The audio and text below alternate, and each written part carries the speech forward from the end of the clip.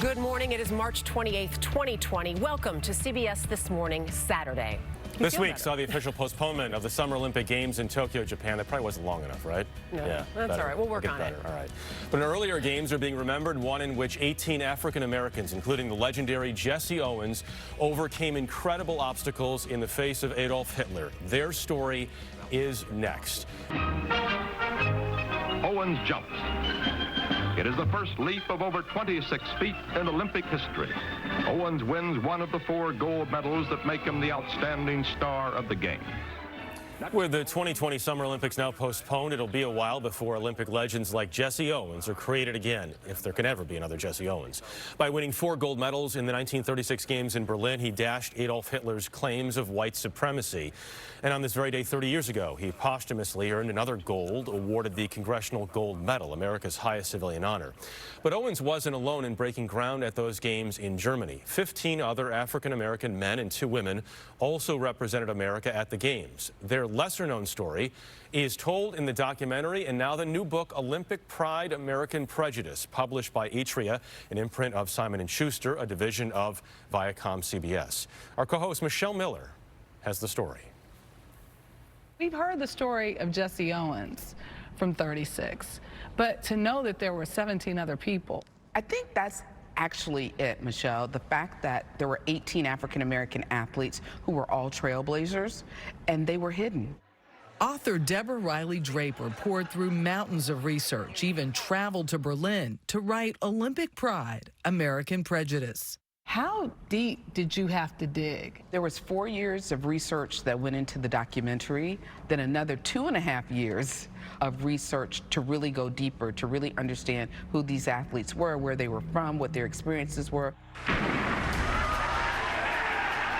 Williams is a beautiful mover. He's a Black Panther. The book follows a 2016 documentary of the same name, a collaboration with actor Blair Underwood. What I was most intrigued about was, yes, you're dealing with these athletes are dealing with racism, they're dealing with our country, but specifically Hitler, the Nazi regime, and what they were facing, what they were stepping into. How did they manage that? How did they navigate that? Walter White, the president of the NAACP, replies in a letter. They had blowback from the NAACP, who lobbied black athletes to boycott Berlin in response to their second-class treatment and to show solidarity with American Jewish groups. Hitler blames it all on what he calls America's black auxiliary. Some members of the U.S. Olympic Committee and their German hosts didn't want them in Germany either. They just didn't want those athletes there. And then from a propaganda standpoint, they were like, oh, okay, let these athletes come, because when they lose, Pollard third. It will demonstrate the Aryan supremacy and that we're better. John Woodruff, a tall runner from America. So the whole aspect of that was completely dismantled. The first victory for the United States. By win after win after win. Cornelius Johnson and Dave Albritton in the high jump. First day. Done. African Americans smoked the competition, earning 14 medals, 8 of them gold. 1/4 of all 56 medals won by the entire U.S. team. There's irony in the fact that you represent a racist country and you go to another racist country to prove that your racist country is less racist than theirs. They proved they were winners. John Woodruff with his gold for the 800.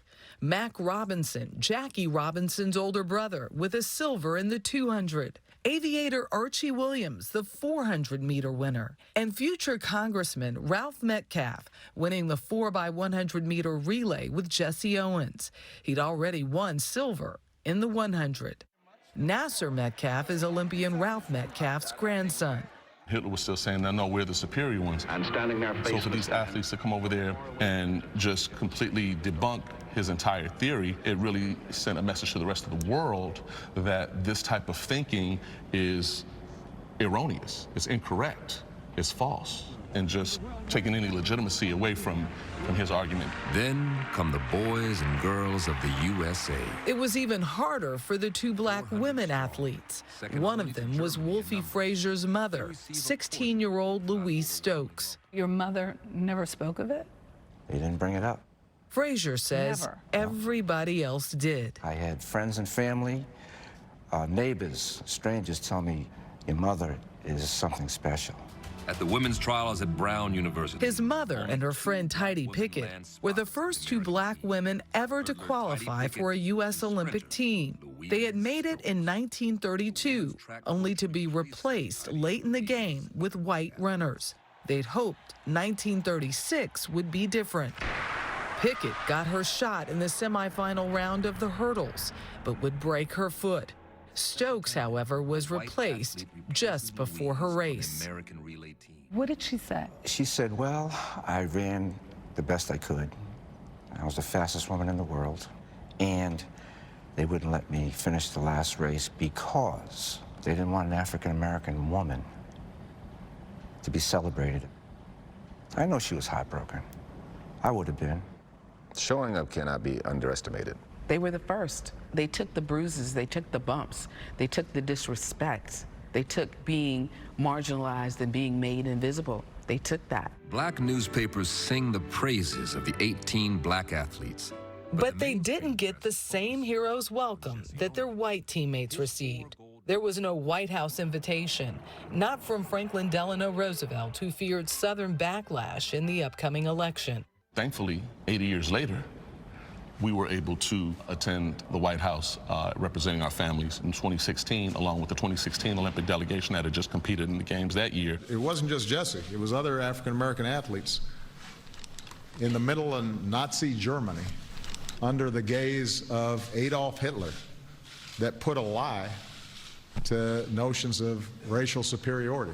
President Obama and First Lady Michelle Obama and Vice President Joe Biden met us, greeted us, acknowledged us. So we're honored to have many of their families here today. We want to acknowledge them as well. It was a beautiful moment.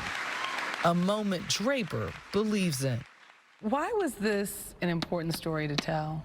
So I hope the book, the film, the combination of both helps people find a little empathy with the communities and the people that they don't know, that maybe this will open them up to a world they didn't know, and when they see someone else that's different from them, they'll give that person a little bit of space to tell them a little bit about themselves.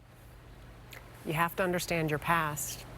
Absolutely. Another great example of the history we try to explore here as much as possible to explain what's happened before and what's happening now. Incredible story there. Good piece from our Michelle. Great job, Michelle. Yeah.